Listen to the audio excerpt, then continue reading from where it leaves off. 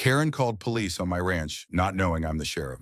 I was mid-swing with a post driver when the first cruiser pulled up, lights flashing, gravel spitting. Two deputies stepped out, hands resting casually on their belts.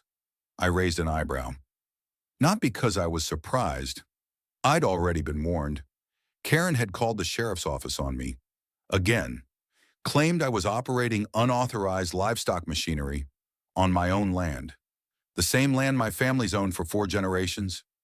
The same land I now protect as the sheriff of this damn county. What Karen didn't realize when she dialed 911, she was calling the cops on the man who runs them. And this time, she wasn't just about to get a lecture. She was about to be charged. I didn't grow up dreaming of wearing a badge. I grew up fixing busted water lines, chasing cattle through barbed wire, and learning how to stretch a dollar so far it came back frayed. I was the 3rd generation to work this land, Ryan Ranch, 80 acres when I was a boy. Through some smart timing, hard work, and a drought-driven land auction, I turned it into 280 acres of working pasture, silos, and solar-fed wells. After the wildfire wiped out half the county's eastern quarter, we lost a lot: homes, barns, people. And in the vacuum that followed, someone had to step up. So I ran for sheriff, not because I liked politics, but because I knew what this town needed wasn't another suit. It needed someone who could smell a scam through fresh paint. I won by 71% of the vote, didn't move into town, didn't buy a shiny truck. I just kept the uniform clean, the boots dirty, and the radio on, which made it all the more ironic when Karen strolled onto my ranch and decided I was the problem. She moved in about 6 months ago, bought a 3-acre plot carved out from a foreclosure. It bordered the south fence line where my goats graze and my dogs run free. At first, I didn't think much of her California plates. A little loud at the feed store. Asked too many questions about neighborhood associations for a place that didn't have sidewalks. Then came the flyers. Bright green paper taped to mailboxes. Pine Hollow Preservation Authority. Compliance notice. New community standards in effect. Please adhere to property aesthetics and noise regulations. That word again, compliance. Out here, compliance means your tractor doesn't leak oil into the creek. It doesn't mean your wind chimes are non-standard tone, but Karen had ideas. She started a group on Nextdoor called Keep Pine Hollow Beautiful. She began handing out citations to ranchers for dust clouds, goat bleeding, fencing beyond visual harmony, and somehow tractor posture. Each violation included a fine suggestion and a payment QR code. Some folks laughed, some ignored it, but some, like old Miss Clara, paid. Because when a woman with a clipboard, a clean smile, and just enough boldness says, it's a county rule, people believe her, especially if they're tired, widowed, or worn down. The first time Karen confronted me, it wasn't even her worst moment. She walked right up to the open barn, pointed to the generator I was servicing, and said, "That's a noise violation. We've had complaints." I looked up from under the hood. From who she squinted, community observers. "You mean your Facebook group?" She didn't answer. Instead, she pulled out a laminated sheet titled Pine Hollow HOA Enforcement Notice, Code A7. You can't operate commercial equipment outside regulated agricultural hours. I wiped my hands on a rag and said, "Karen, I wrote the noise ordinance for this county." She blinked. "And that generator, it powers the emergency grid station during wildfire season. I've had to use it during 2 evacuations. Don't tell me when I can run it." Still, she persisted, "You'll be reported." To who she smiled? The sheriff. I laughed once. "Let me know when he gets here." The next morning, she did just that. She called dispatch, claimed I was harboring unsafe livestock conditions, and insisted I be cited immediately. The call was flagged internally. Deputies knew my voice. They knew hers, too. She'd already made 5 calls in the last 2 months. This one made it 6, so they responded. By policy, lights on, and that's how we got to the scene from earlier. Me with a post driver, 2 deputies stepping out of a cruiser, Karen waiting by her SUV like a tattletale waiting on backup. Deputy Reese looked over at me and smirked. You, Caleb Ryan, depends, I said, leaning on the post. You writing me up?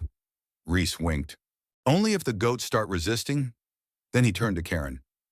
Ma'am, this property belongs to Sheriff Ryan. Her mouth fell open. I didn't know that. You filed a report accusing him of land misuse. Well, yes. He's disturbing the Reese held up a hand. He's the county sheriff. He drafted the zoning. He enforces the code. There is no HOA out here. You are on his property, and unless invited, that's trespassing. She stammered. I thought, he didn't look like. Like what? Karen. That moment watching her freeze mid-sentence. Clipboard drooping like a wounded wing, that was the start, but not the end. Because once I started digging into her violations, I realized she wasn't just wrong. She was robbing people. After the cruiser left that morning and Karen retreated to her porch like nothing had happened, I sat in my kitchen and opened a case file, not because I needed revenge, but because someone like her doesn't stop, not until someone with real authority draws the line. And in this county, that someone is me. I started with what I already knew. Karen had made 6 complaints to our dispatch center since moving in. Not one was backed by actual ordinance. Each had a common theme: unregistered livestock activity, noise intrusion, environmental aesthetic violations, unauthorized ranch operations near residential parcels. The last one even accused the Chens, an elderly couple who farmed sheep on their land for 30 years, of illegal grass growth. That one nearly made me spill coffee. So I went door to door. Not in uniform, just me, neighbor to neighbor. Within 2 days, I had 15 more reports. Each came with Karen's signature, sometimes printed, sometimes scribbled in cursive with a little flourish at the end, like she was royalty. Each notice included Pine Hollow Preservation Authority, a neighborhood compliance division, acting under civil quiet codes. CQC isn't a real thing. She made it up, like her fake bylaws, her self-appointed title, and the fines she asked people to Venmo to APHP Authority. That's when I knew I had her. We pulled financial records with a warrant. What we found: over $19,000 collected across 9 months, 26 unique fines processed. Notes on transactions like unpermitted barn color, $150. Aggressive goat activity, $80. Unregistered porch light tone, $40. Every single penny went to Karen Ann Reed's. Not a board, not a neighborhood association, just her. She'd used HOA language like camouflage, hiding predatory behavior behind laminated notices and polite fonts, and she preyed on the people most likely to believe it: the elderly. Single parents, non-native English speakers, new arrivals unfamiliar with rural code. Worse, she had help. Her vice director of compliance, as listed on one of her notices, was a local notary named Paul Winslow. He'd verified her documents for $20 a pop. Turns out Paul was also her realtor, the same man who sold her the house. Sheriff or not, I wasn't just going to cite her, I was going to expose her. That weekend, we called a public meeting at the Grange Hall. I stood in the back as neighbors filed in, some confused, some angry, some scared. Then I stepped forward and told them what I'd found. Everything: the fake HOA, the fabricated fines, the real bank transfers, the lies. I read the names of every person who had paid her. Some gasped, some swore. One woman, Miss Clara, just cried. Then I said this: I don't care if you're wearing a badge, a polo with a clipboard, or a pressed blazer from the city, you don't get to invent authority to take people's money. That ends today. The room clapped, slow, then strong. I signed the arrest warrant the next morning. Karen was picked up mid-brunch at the cafe in town, still wearing her fake HOA vest. She didn't resist, just muttered something about community preservation. We charged her with impersonation of a public authority, fraud, harassment, trespassing, unlawful solicitation of fees. She was fingerprinted, booked, and released on bail, pending trial, but the damage was already done. To her reputation, to her scheme, and to the illusion she'd built with paper and bold fonts. But that wasn't enough for me, because I knew if one Karen could build something like that, others could too. After Karen's arrest, you could feel the air shift in town. Folks were cautious at first. Nobody wanted to be the first to laugh, but you could see it in the way porch lights stayed on later, in the flags rehung without fear, and in how no one tore down the signs I posted near every trailhead. No HOA enforcement exists in this county. Report fraud to the sheriff. Signed in permanent black ink, with my name underneath it. But one arrest wasn't going to undo everything she'd built, because Karen had created more than a fake authority. She'd created a culture of silence, and it ran deeper than I'd guessed. I went back to Miss Clara's. She greeted me with a plate of cornbread and a shaky voice. She told me I was in violation for my prayer flags. She said, hands trembling, said they were non-patriotic visual interference. I paid her just to make it stop. Clara lives alone, 74, lost her husband last year. Karen hadn't just preyed on her, she'd humiliated her, weaponized her grief. That's when I knew the cleanup had to go beyond courtrooms. It had to be community-wide. I gathered a team, not deputies, neighbors, Elise from the co-op, who helped translate flyers for our Spanish-speaking families.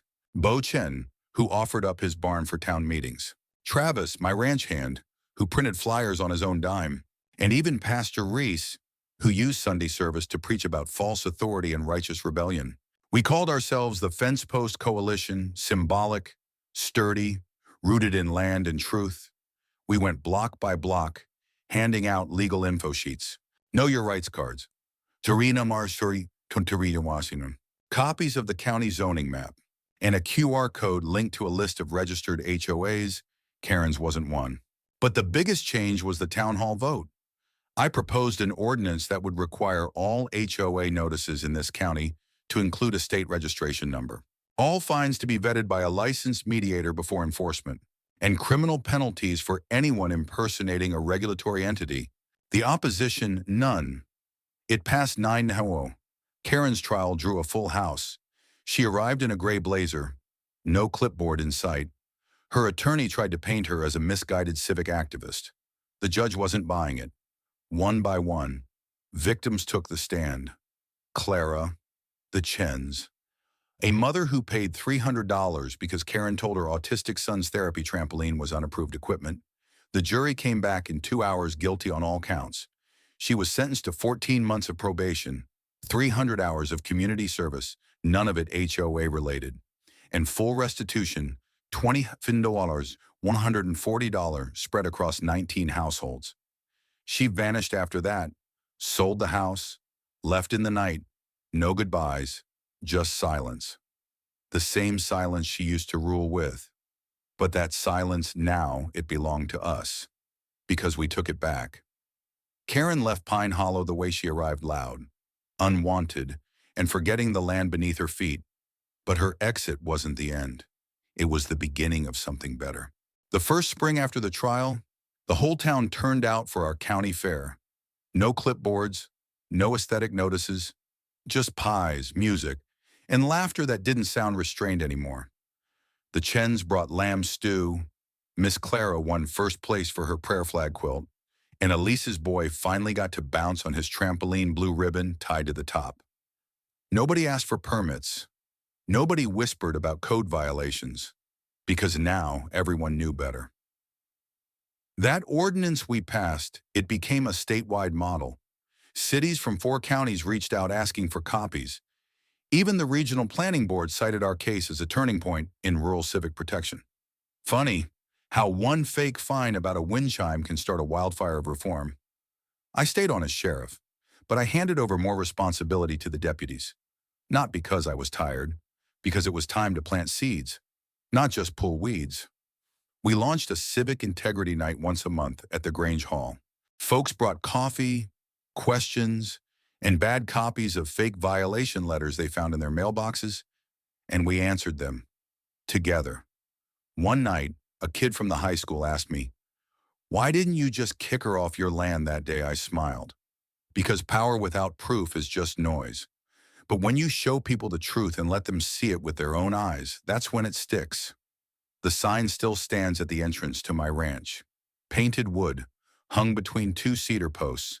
This land is guarded by roots, not rules.